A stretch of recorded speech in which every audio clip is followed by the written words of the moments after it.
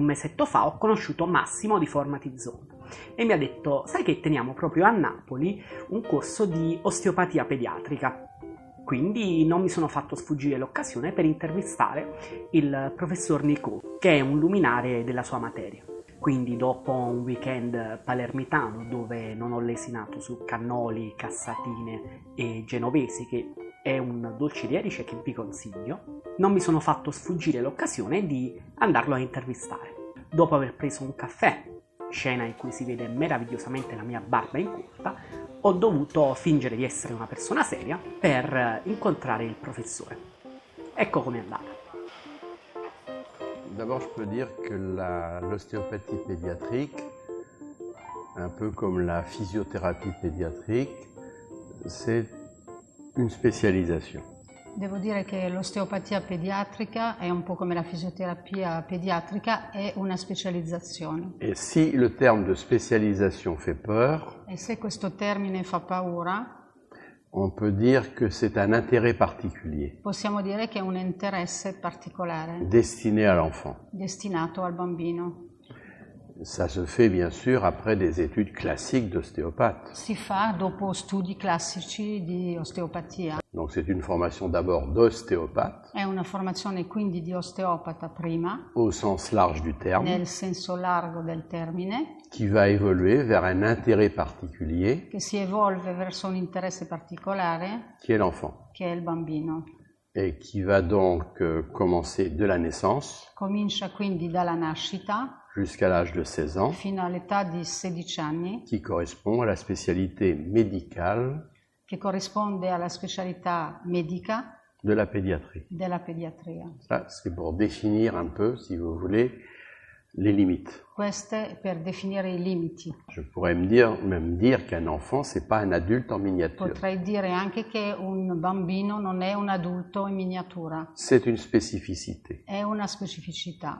Et dans la mesure où c'est une spécificité, E nella misura in cui è una specificità, ça réclame des connaissances richiede conoscenze anatomiques, anatomiche, physiologiques, fisiologiche, physiopathologiques, fisiopatologiche, qui sont propres à l'enfant. che sono proprie Et al non bambino pas, si vous voulez, celles de l'adulte. e non sono quelle Il dell'adulto. faut surtout pas comparer. Non bisogna soprattutto C'est paragonare. deux notions totalement Sono différentes. due entità, due nozioni Au diverse, moins de mon point de vue. dal mio punto di vista. E quindi quali sono le disfunzioni tipiche che può trattare l'osteopata infantile? Et quelles sont les dysfonctions typiques justement que peut traiter un ostéopathe infantile? Alors, je poserai peut-être pas la question comme ça. Non farei la domanda così. Un enfant, quand on prend un enfant à la naissance, Quando si prende un bambino alla nascita, c'est un enfant qui a déjà 9 mois de vie, è un bambino che ha già 9 mesi di vita et de vie intra-utérine. intrauterina.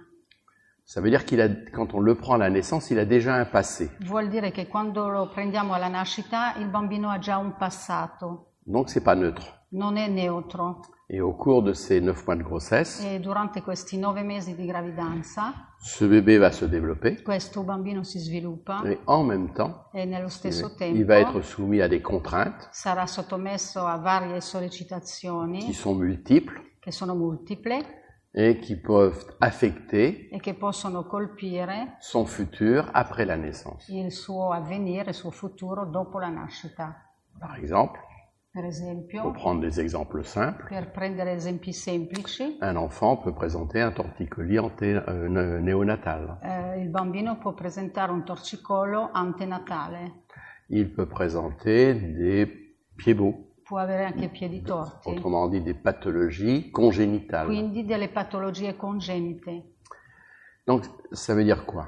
Questo cosa vuol dire? Ça veut dire qu'un enfant qui naît Vuol dire che un peut bambino che naître nasce avec un certain nombre de dysfonctions. può nascere già con alcune disfunzioni. Là encore, il faut bien comprendre E lì ancora bisogna capire bene que le terme de dysfonction, che il termine di qui est disfunzione utilisé actuellement en ostéopathie, è utilizzato attualmente in osteopatia, a remplacé très progressivement le terme de lésion, ha sostituito progressivamente il termine di lesione, puisque la lésion Perché la si on lesione, prend une définition médicale, se prendiamo una definizione medica, montre qu'il y a une altération de la structure. mostra un'alterazione della struttura.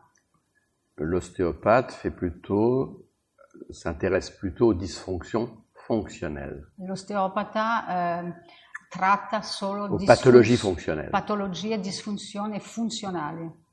Ça veut dire que ça montre à la fois son intérêt, mais aussi sa limite, ses limites. Mostra il suo interesse, ma nello stesso tempo i limiti. Il fatto che lei non sia solo un osteopata, ma anche un fisioterapista, un podologo, un tecnico ortopedico, in che modo influenza la pratica poi sul paziente finale e quanto è importante? Tu me le traduiras. Oui. J'ai compris, mais tu me le traduis. Le fait que tu sois podologue et technicien, orthopédiste aussi, est-ce que ça influence ta pratique, les résultats de cette pratique, non? Quanto è importante anche che i colleghi approfondiscano. Et est-ce que c'est important justement que les collègues approfondissent cette chose? D'abord, ça témoigne d'une curiosité personnelle. Cioè, per quello che mi riguarda era una curiosità personale. C'est-à-dire être capable Vuol dire essere in grado d'appréhender di valutare un enfant, puisque c'est l'enfant qui m'intéresse, plutôt d'une façon globale. più in un modo globale.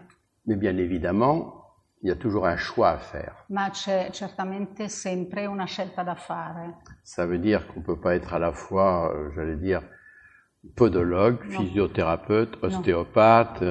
Non possiamo essere insieme podologo, fisioterapista, dans l'exercice au osteopata quotidien. nella pratica quotidiana.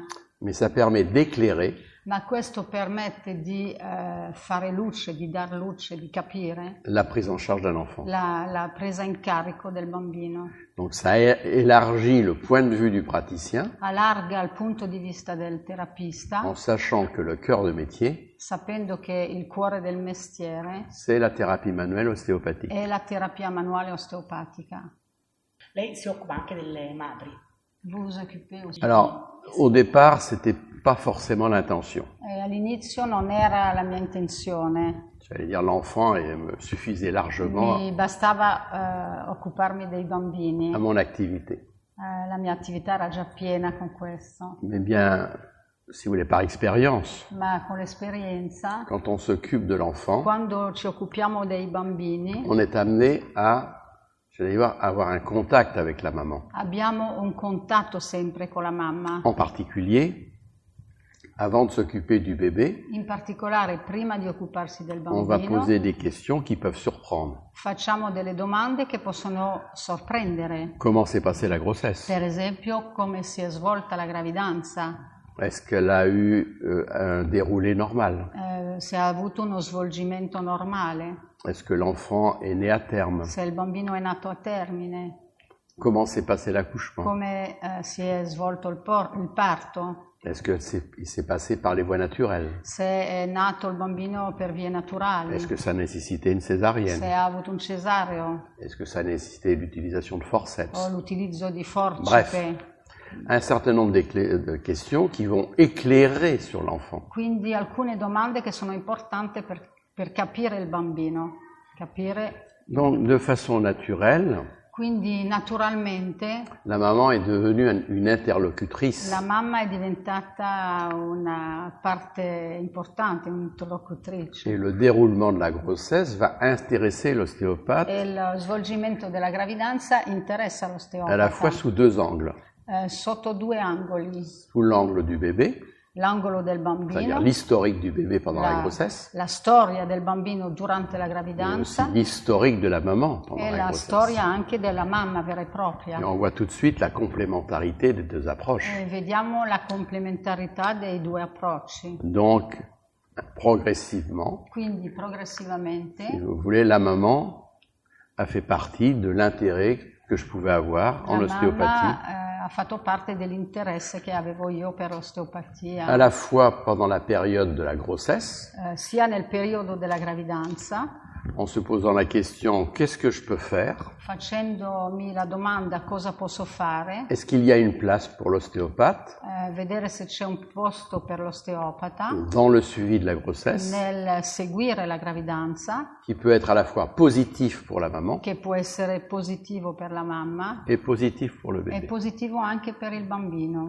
Et comme on s'occupe de l'enfant qui est né, Siccome ci occupiamo del bambino che è nato, est abordé aussi dobbiamo les vedere problèmes du anche postpartum, i problemi del postparto, c'est-à-dire quelles sont les conséquences pour la maman vale a dire quali sono le conseguenze per la mamma à la fois de la grossesse et de l'accouchement. della gravidanza e del parto. Donc il y a toujours deux lectures, Quindi ci sono sempre due letture, il y a deux portes d'entrée. due porte d'entrata.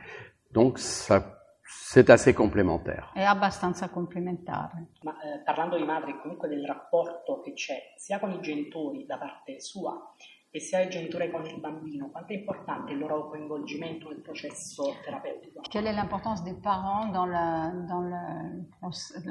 l'approche thérapeutique de l'enfant et dans les conseils, etc. Alors là, il y a plusieurs réflexions qu'on peut mener. Lì ci sono diverse cose che possiamo dire. Bien évidemment, c'est mon expérience française, È la mia esperienza francese, même si j'enseigne ailleurs. anche se insegno in altri La altrove. première remarque que je pourrais faire, La prima osservazione che posso fare, c'est que la maman qui a, ou les parents, mais c'est surtout la maman, hein, i genitori però è soprattutto la mamma, qui amène un bébé en consultation chez un che ostéopathe, porta il bambino dall'osteopata in consultazione. Une décision È una personnelle. decisione personale. c'est-à-dire que c'est pas un médecin qui envoie. Non è un medico che ha detto alla signora di portare il bambino Encore que, dall'osteopata. il y a une évolution Però devo dire che c'è una certa evoluzione in Progressive. questo, progressiva, sur l'intérêt de l'ostéopathe sull'interesse dell'osteopata e dans le domaine de la dell'osteopatia pédiatrie qui est abordé par le monde médical. nella pediatria, che adesso viene anche, diciamo, analizzato e anche capito dai medici, Mais on n'en est qu'au début. ma è solo l'inizio,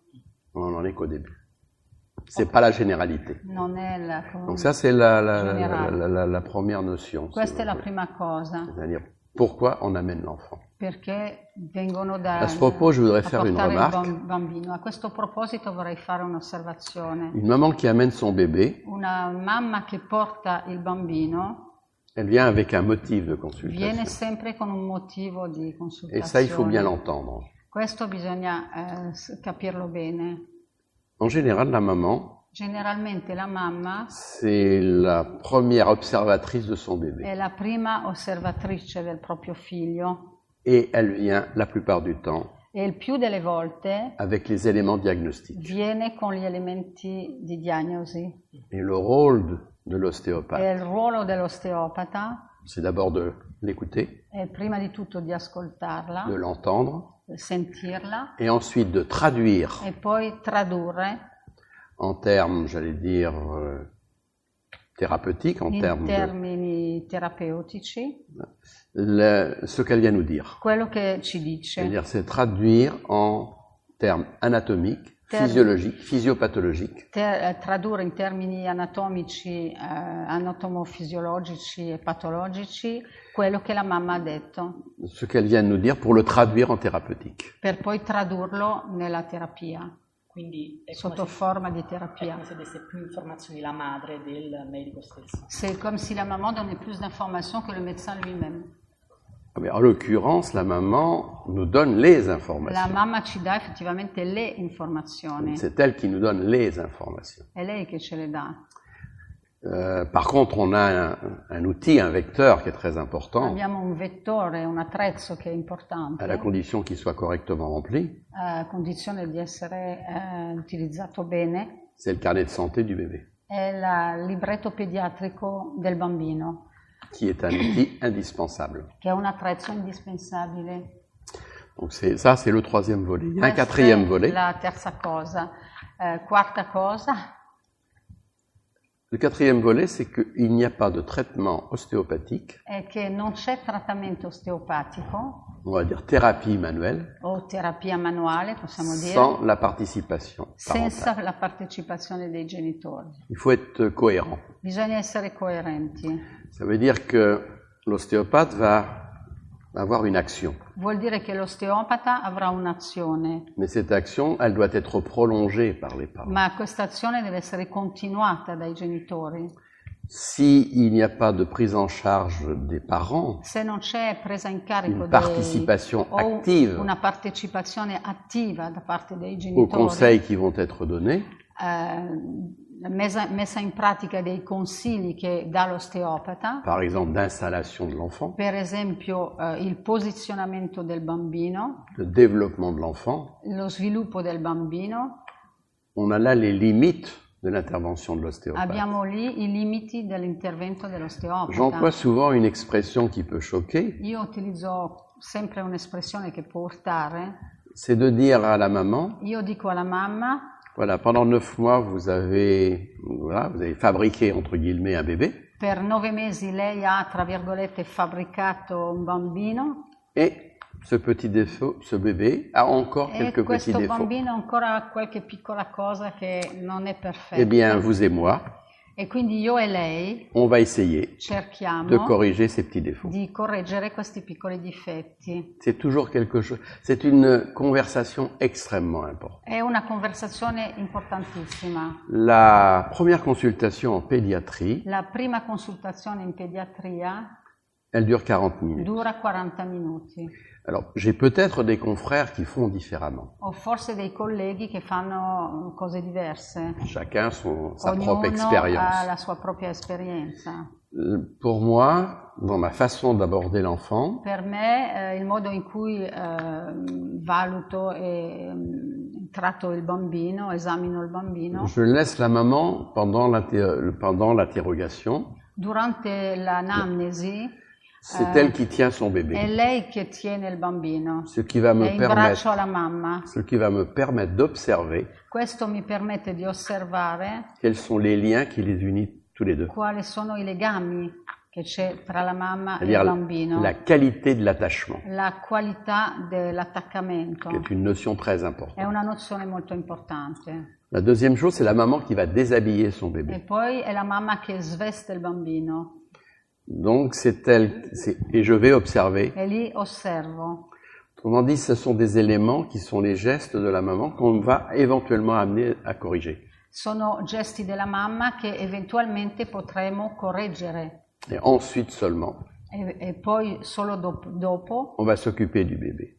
ci occupiamo solamente dopo Mais questo del Quel bambino. que soit l'âge du bébé, Qualunque sia l'età del bambino, il y a une notion fondamentale. c'è una nozione fondamentale. Le bébé, il n'a pas demandé à venir. Il bambino non ha chiesto di venire Or, dall'osteopata. il doit devenir acteur de son traitement. Eppure deve diventare attore Quel que del soit son proprio âge. trattamento, qualunque sia l'età di questo bambino. Donc il va y avoir, voilà, je prends, il va y avoir tout de suite une interaction Ci sarà sempre subito una interazione, au sens physiologique du terme, nel senso fisiologico del termine, entre le bébé tra il bambino et le praticien. e il terapista. Et ça passe par le regard E questo passa dallo sguardo et par la qualité du toucher. e la qualità del toccare il bambino. Et c'est ensuite seulement E solamente dopo qu'on peut envisager l'examen et la che thérapeutique. si può pensare di fare l'esame e poi di conseguenza la terapia. Donc c'est, pour résumer, une relation humaine. Per riassumere, è una relazione umana. Voilà. In ultimo, le volevo chiedere se dovesse passare un solo concetto a un collega magari più giovane che sta approcciando alla professione, quale sarebbe, che cosa vorrebbe passare, quale informazione è la più preziosa da conoscere per fare bene questo lavoro? La première remarque que je ferai, La prima osservazione che farei, avoir conscience de ses limites, avere coscienza dei propri limiti, pour ne pas être, comment dirais-je, négatif pour l'enfant. per non nuocere al bambino. Donc, ensuite, être curieux. E poi essere curiosi. C'est-à-dire que l'apprentissage de gestes techniques L'apprendimento di gesti tecnici C'est un apprentissage qui est un compagnonnage. È un modo di avere compagni. Il faut être accompagné. È un accompagnamento. Il faut être accompagné, ça veut dire, compagnonnage, ça veut dire qu'il faut être guidé par quelqu'un d'expérience. Bisogna essere guidati da qualcuno che ha esperienza. Ça s'apprend pas tout seul, mais il faut quand même, Non si impara da solo. il y a un moment donné, c'est comme en natation. A un certo punto è come far nuoto. Il faut savoir se jeter à l'eau. Cioè bisogna sapersi gettare in acqua, Et buttarsi in acqua. c'est là où la prise de conscience des limites de son savoir est importante. È lì dove la presa di coscienza dei propri limiti, delle conoscenze che abbiamo è importante. Et d'une façon générale, E in modo generale, mais ça dépasse le cadre de l'enfant, e questo oltrepassa il bambino, un ostéopathe, c'est pas un applicateur de techniques apprises. un osteopata non è un applicatore, una persona che applica delle tecniche che ha studiato, che ha imparato. C'est d'abord un clinicien. È prima un clinico. Et à partir de son savoir clinique, E dal suo sapere clinico, anatomique, anatomico, fisiologico, il va construire un traitement costruisce un trattamento qui n'est pas une application de technique, che non è un'applicazione di qu'elle tecniche, soit manipulative ou pas. che siano manipolative o no. Basato comunque sul rapporto umano, mi sembra che lei ha puntato molto. C'est basé sur le rapport humain, c'est ce que tu as Alors le souligné. rapport humain est È indispensable. indispensabile. Sì. Faut pas non plus oublier Non bisogna dimenticare que anche toute maman qui vous amène son enfant, che qualunque mamma che porta il bambino elle vous amène ce qu'elle a de plus cher vi porta quello che ha di più prezioso et elle vous le confie. e ve lo affida. Vous vous rendez compte ce que ça veut Si dire? rende conto quello che vuol dire Donc per il la faut mamma. tout sauf de la désinvolture. Quindi bisogna avere tutto, ma non disinvoltura. Il faut tout donner à cet enfant. Bisogna dare tutto a questo bambino. En effet, si on prend la définition de l'OMS, Se prendiamo la definizione dell'OMS, il y a quelque chose qui est fondamental, c'è qualcosa di fondamentale c'est ne pas nuire, e non nuocere d'abord. prima. Donc ça confère beaucoup de modestie Questo vuol dire essere modesto et bien sûr beaucoup de e responsabilité. molta responsabilità anche. Ne pas oublier que le petit bébé de 6 mois que vous avez dans votre cabinet, Non bisogna dimenticare che il bambino di 6 mesi che viene nel vostro studio il a une perspective de 81 ha circa 80 anni davanti a sé, si c'est un garçon se è un maschio, et 83 si c'est une fille. e 83, 80 se è una ragazza, se è una Quelle bambina. responsabilité Quindi è una grossa responsabilità pour le futur de per cet il enfant. futuro di questo bambino. Spero che l'intervista vi sia interessata, vi sia piaciuta e nel frattempo continuo a ringraziare Massimo di Formative Zone che è stato così gentile da organizzare questo incontro e il professore e l'interprete e vi invito a seguire il canale perché la prossima settimana ci sarà ancora una intervista e un racconto del mio weekend milanese.